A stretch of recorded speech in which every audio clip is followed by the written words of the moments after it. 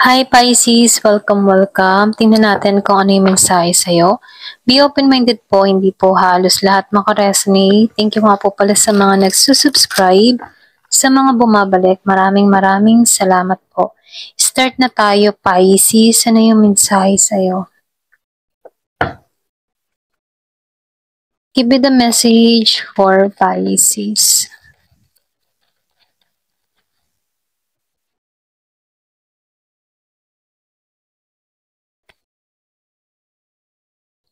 Meron ako na-feel dito na tao na meron tong gagawin. Kung meron kang kadiling din na Scorpio, Cancer, or Pisces, meron ako nakikitang pakikipagkasundo, pakikipag-ayos, or pwede rin paghingi ng tawad.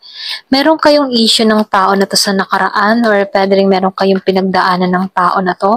Pwedeng ex, pwedeng ex-friend, or pwede rin sabihin na katrabaho. Okay, so lumalabas dito, no, meron tong mga nagawa sa'yo na kung saan, nagkaroon to ng pagkakamali at nagkaroon ng lamat sa'yo. So, nafe-feel ko dito, yung iba sa inyo, malakas ang ex, magbabalik, hihingi ng tawad, or pwede rin sabihin, gusto lang bumalik sa buhay mo. So, dito, no, lumalabas dito na meron akong nakikita dito, yung man tipo na meron ditong tao na hanggang ngayon, nakakaramdam pa rin siya ng pain once na naaalala niya tong tao na to. Ganon, okay? Kumaga matindi yung mga pinagdaanan niya mula sa tao na to kung bakit niya nararanasan to, okay? May time din na nagtatanong tong tao na to kung bakit ganito yung nangyayari sa buhay niya, lalong-lalo na sa mga taong pinagkakatiwalaan niya dito, no? So, nafe-feel ko dito, meron ditong lumayo, merong nasayang, pwedeng nasayang yung tiwala. So, nakikitaan ko dito na merong mga atrasong ginawa, ganon.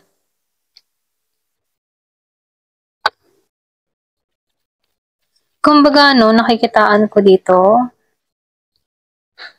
meron ditong tao na hindi niya makita kung bakit ginawa ito sa kanya. So, nakikitaan ko dito, hirap pang makarecover, hirap pang makamoving on, hindi niya alam kung paano or pwede rin ayaw pa niyang tanggapin dito na kailangan ng pakawalan to, okay? So, dito, nakikitaan ko dito, yung iba naman sa inyo, mayroong pagbabago na nangyayari sa energy mo, no?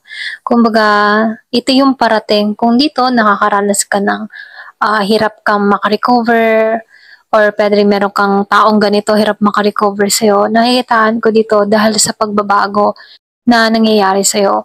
Yung iba sa inyo, meron kang binago sa sarili mo, pwedeng pananaw mo, or pwede rin sabihin sa appearance mo, or meron kang mga binago sa sarili mo, okay?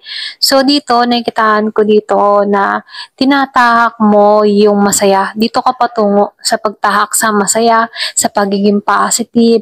Ngayon, kung nararanasan mo pa to, lungkot na nadarama mo, nafe-feel ko dito, magkakaroon ka ng panibagong energy na kung saan, may sigla at saya. So, meron ako nakikitang past na magbabalik, pero nakikitaan ko dito, pwedeng magbabalik tanaw sa iyo yung mga alaala sa nakaraan dahil mula sa tao na to.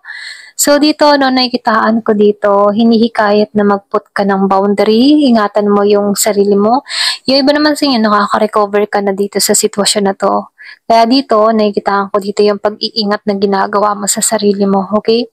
So dito, nakikitaan ko dito na marami kang mga kinakaharap na responsibilidad. Yung iba sa inyo, marami kang yung bang tipo na maraming nakaatang sa yung mga balikat. Ganon yung energy. So, nafe-feel ko dito meron kang ma-attract na tao. Pareho kayo ng estado ng buhay, pareho kayo ng karanasan. Kung nasaktan ka, nasaktan din tong tao na to. Ganon yung energy. Pwedeng new person to or pwede rin sabihin past person mo.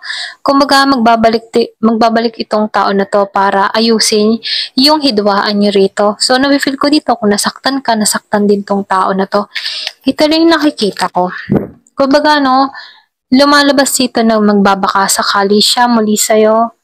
So, lumabas na magbabaka sakali. Kung nakikita ko dito na maglalakas loob to, okay? So, yung iba sa inyo, mag-uumpisa tong mag-message sa'yo. Kaya lang dito, no, meron din ako nakikitang papasok sa buhay mo. Pwedeng bagong tao, bagong offer para sa'yo, or pwedeng bagong magmamahal sa'yo. So, nakikita ko dito merong kaibahan sa dalawa. Yung isa dito ay yung matipong mapagbigay, hindi madamot. And then yung isa naman dito, kumaga, siya yung tipo ng tao na gusto niya kontrol ang lahat, ganon. So, nafe-feel ko dito, yung iba sa inyo, malakas ang appeal mo, malakas ang karisma mo. Kasi lumalabas dito, 4 na tao yung parating. So, meron kang option, ano? Excuse me po. Meron nung nakikitang parating sa'yo na Pisces, yung iba naman sa inyo, Gemini, Aquarius, and Libra. Meron din ako nakikitang Leo, meron din Virgo, Taurus, and Capricorn na parating.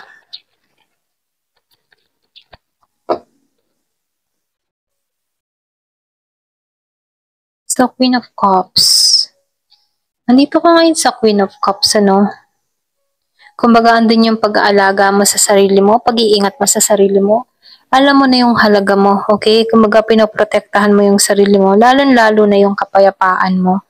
Sinusunod mo yung intuition mo, sinusunod mo yung kutob-kutob mo, okay? Hindi ka basta-basta nagtitiwala dito. Yung iba sa inyo, kaya maraming na-attract sa'yo.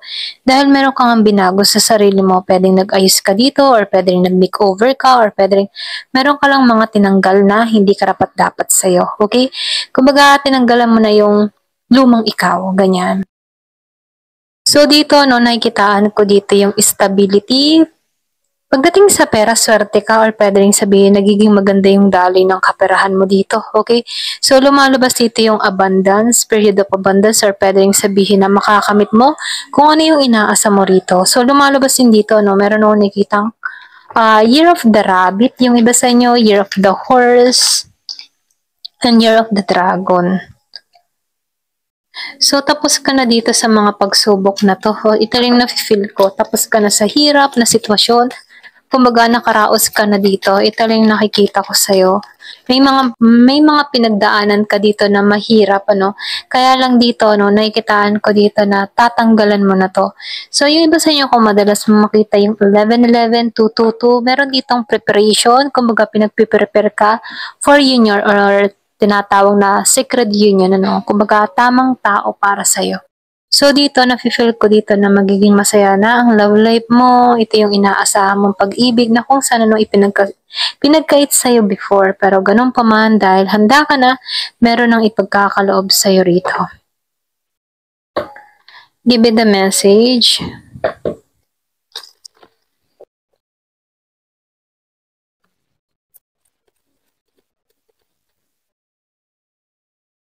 So, Tower talaga. Nakikitaan ko dito, meron itong solid foundation na parating sa'yo, okay? Kumbaga ikaw yung tipo ng tao na hindi ka umuurong. Kumbaga meron ditong ginising, meron ditong calling, meron pagbabago na nangyayari sa'yo. So, lumalabas talaga dito, no, merong ma-attract na tao. Yung iba sa inyo, Scorpio, Cancer, and Pisces, meron kang tao na magkakaroon ng interest sa'yo. So, dito, no, andito ka sa moment na pag-aani ng tagumpay, kung ano man yung mga ginawa mo, tinrabaho mo, lalo-lalo na sa pinagkakakitaan mo, meron ako nakikitang pag-angat na nangyayari sa kaperahan mo, pagtatagumpay sa trabaho mo, okay? So, nafe-feel ko dito yung fruit of labor. Lahat ng sakripisyo mo, meron ditong pag-aani ng tagumpay. So, andito ka na sa moment ng lady. Handa ka na. So, nakikita ko dito, matured ka ng tao. Matagumpay ka na rin.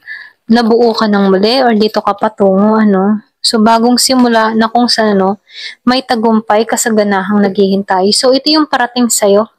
Kasaganahan, meron din ditong taong magkakaroon ng interest sa'yo.